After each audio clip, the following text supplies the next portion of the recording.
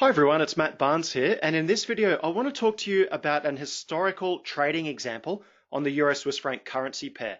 So often in markets, people get caught up in what's happening right now, today, or what the last news announcement was, and people don't actually take the time to step back and study history and learn from it and learn from the mistakes of the past. So that's what we're going to do in this video today. We're going to look at an example of an horrific market crash on the Euro Swiss franc currency pair. Now, on your screen there, you can see the Euro Swiss franc currency pair. And by the way, this is before the crash that I'm talking about. We haven't even got to the crash yet. So the two currencies at play here are the euro and the Swiss franc. So as this chart falls down, the euro is going down in value against the Swiss franc, which means that the Swiss franc is actually getting stronger and stronger compared to the euro. Now, essentially, what's happening in this part is that a weaker currency may or may not be good for the European economy, but it was becoming a problem for the Swiss economy because the Swiss currency was getting too strong, and a stronger currency can put the brakes on your economy a little bit. So the Swiss were getting a little bit annoyed with that, and they decided to do something about it. And their decision was that they were going to peg the value of the euro to the Swiss franc. So they were going to defend the 1.20 price level. Now, I've got to admit, it's left me scratching my head when I heard that. And I had traveled to Switzerland in 2010, the year before the peg, and I've been really impressed by everything that I saw in Switzerland. The trains ran on time, the environment was beautiful, the lakes were pristine, the people were lovely, and I left with a really good impression of the Swiss. And I thought, gee, these people have really got it all sorted out, and I'm sure they still do. But I've got to say, I was really left scratching my head when they said they were going to peg the value of the Swiss franc to the euro. And I thought, how is this going to work? What have they done? I didn't really understand it. And when I looked into it, all they were going to do was they were going to enter the market and they were going to aggressively buy euros to push the price up and to make sure that it was maintained at a level of 1.2 euros or better. And as soon as I worked out that that's what they were trying to do, I knew it was doomed to failure. So take a look at the chart here. You can see that the euro Swiss franc fell down almost to parity, so almost to a point where they were worth the same amount of money in August of 2011. And then over the coming month and a little bit, during that time, the announcement was made in September of 2011 that the Swiss franc was going to be pegged against the euro at a level of 120. So we had a little bit of a spike up as that adjusted to 120. And then at that point, I was actually saying to students in our Safety in the Market seminars that I was no longer going to trade anything that related to the Swiss franc. So I'm a currency trader. I predominantly trade currencies. So that meant I wasn't going to trade Swiss franc futures or the US Swiss franc currency pair. And I wasn't going to trade, obviously, this one, the Euro Swiss franc cross, which is the currency pair that was actually pegged. The reason that I said that is currencies are usually a really liquid market and a very safe market, and they usually trend very well. And you can see even by looking at this chart over this period that this market trends well, it moved well. And that's fairly common for currencies. But when the peg came in, you know that nothing below 120 is really safe, because you know that even if the market does start to go down, there's the big gorilla in the room in the form of the Swiss National Bank, who are going to come in and buy this market until it gets to 120 or higher. So in other words, they're going to defend that level. And I thought probably what you're going to see here is a choppy sideways period of the market with not a lot of volume, not a lot of activity. So number one, it's not going to be good for trading anyway. And in terms of trading, there are so many markets that we can trade. Why would we bother trading something that's not going to be much good? Okay, it just didn't make sense. The second reason, however, though, was this is an artificial peg. Make no mistake about it. Okay, this is the Swiss National Bank. They haven't enacted a law to say that 1 euro is going to equal 1.2 Swiss francs forever. All they've done is they said, we're going to enter the market, we're going to control the price. Now, that might be all well and good if they were running an Apple store and they said, not Apple phones, like apples the fruit. If they were saying, we're running an Apple store, every apple is going to be worth $1.20, and we decree that that's law. You can't sell an apple for less than $1.20. Maybe you can control that. But the problem is that the FX markets are the biggest, most liquid markets in the world. Trillions of dollars go through them every single day for so many different reasons. You've got people who are exchanging money. So you might have people in Europe and people in Switzerland doing business, selling things to each other. So there's going to be an exchange of currencies there. You might have people in Europe investing in Swiss shares, or people in Switzerland investing in European shares. So people have to sell their own currency and buy the foreign currency to do those investments. You've got traders and speculators and investors. All sorts of people are in the currency markets. There's so much money going through that not even a central bank or a government can control the price of the currency. So saying that you're going to come in and control the price is very dangerous. The only tool that they had was their bank account balance. They would have to buy euros to ensure that the price stayed strong. Okay, buy euros and sell Swiss francs.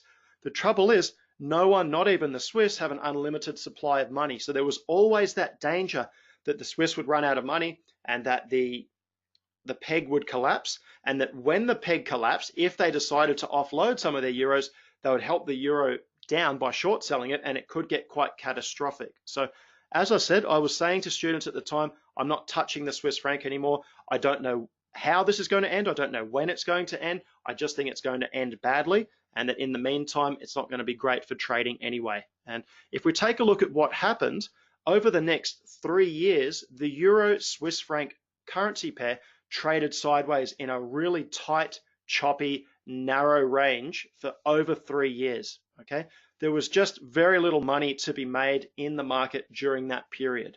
No one was really prepared to buy euros because they still had issues to solve.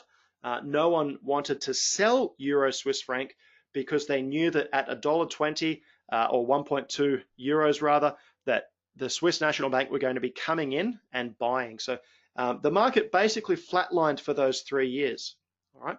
Now that was up until January 2015.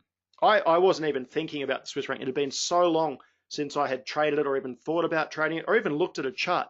I didn't even see this when it happened until it hit the news. But this is what happened when the Swiss National Bank decided in January of 2015 that they were going to remove the peg from this currency pair. Now, that vertical line that you can see on the chart there, that is 1 day's worth of trading. And in reality, it all happened in the space of minutes. The peg was removed and the currency absolutely collapsed. And not only did it collapse, and not only did it fall 27% in 1 day, not even a day really, as I said, it took minutes to unfold. Not only did that happen, it wiped out trading accounts, and more than that, there were stories of traders who were actually left with negative balances in their accounts because there was not enough liquidity to get out of this market when they wanted to exit their positions. So some of them might have bought the euro at, say, 1.2 or around that area and placed stop losses just below there. But as soon as the peg was removed, there were no buyers in the market. No one wanted to buy the euro. So the price just collapsed as more and more people sold. There was just no volume to unload your euros on. So people lost everything. Some people lost a bit more than everything. It was horrific. And it's a real shame because if you think about it, how else could this have ended? There was always that danger that as soon as the peg was removed, there was going to be immense volatility and potentially that rush to the downside there. So, as you can see, it was just absolute chaos. It dropped down from the 1.2 level down to 0.87. Traders weren't able to exit their positions, large negative balances. There are traders who would never have recovered from that.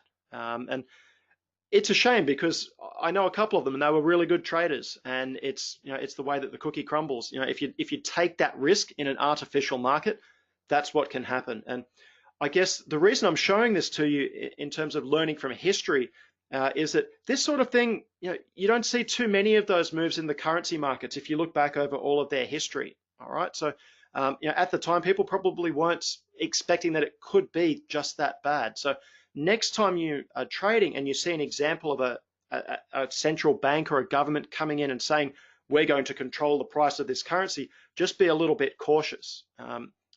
For starters, look at the market during that time. Absolutely no trend, dead flat. You're not going to make a lot of money from there anyway. on the flip side, there are so many other markets in the world that you can trade, so many other currency pairs, so many other commodities and stock indices and shares in different global exchanges. There are so many things that we can trade. Why would we limit ourselves to trade something like this, where it's an artificial market? All right, so the lesson is that we should stay away from artificial markets. Okay, there are plenty of other markets for us to trade, and that we should also only trade in liquid markets. Now, there was still some liquidity in the Euro Swiss franc, so it's not as if no one was trading it at all, but it was a heavily reduced liquidity because people were stepping away from it, okay, because of the uncertainty there, and also because of the fact that there was no trend. This goes for any market. If you ever come across a market that's illiquid, be very wary about entering it, because even though you might be able to get into the market, you might not be able to get out of the market when everyone heads for the door at the same time. And in the case of the Euro Swiss franc, everybody headed for the door at the same time. People who were holding it, probably the Swiss National Bank as well, and then traders running in to sell the market short once the peg was removed. Everyone's trying to go short or sell at the same time, and as we saw, all hell broke loose. All right. Now, a question for you. Can you think of another modern example of a country trying to control their currency? Well, a few actually come to mind. And if you think about it, after the global financial crisis in 2008, 2009, both the United States and the ECB were trying to control their currencies or devalue their currencies through quantitative easing and and also lowering their interest rates right down. And they wanted their weaker currencies there to try and stimulate their economies a little bit. All right, so that's one example. Another example is China, whose currency is pegged to the US dollar. And when I think about these examples, it reminds me of a line from the movie Doctor Strange, which, if you're not familiar with the movie, it's one of the Marvel Cinematic Universe movies, the Avengers, Iron Man, those kinds of movies. The movie was Doctor Strange, and one of the magicians at the end of the movie actually says that the bill always comes due. And it's an interesting comment right at the end of the movie, and if you replay the scene, it rings very true when you apply it to financial markets. But the bill always comes due.